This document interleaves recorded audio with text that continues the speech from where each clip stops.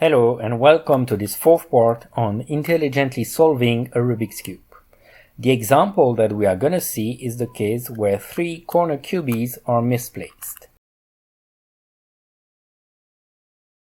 More precisely, the red-yellow-blue cubie must take the place of the red-blue-white cubie, and the red-blue-white cubie must take the place of the red-green-yellow cubie. As before, we start by exchanging two cubies by focusing only on the red face.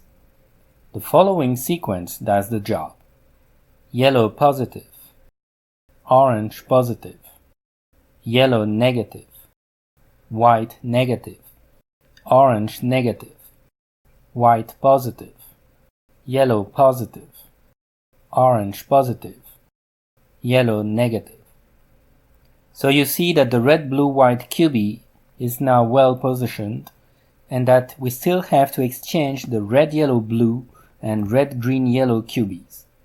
So we move them to the position of the two cubies that we just exchanged with a rotation red negative.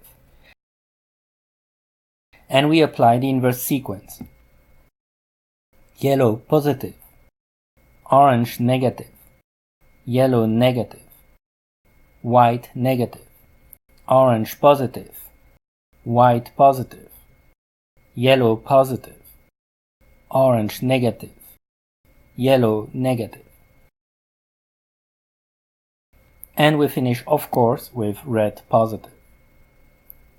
To conclude this fourth part, we saw how three corner cubies that belong to the same face can be exchanged without messing up the rest of the cube. This allowed us to derive the formula that appears at the bottom. In the next part, we will see how to rotate two corner cubies that belong to the same face.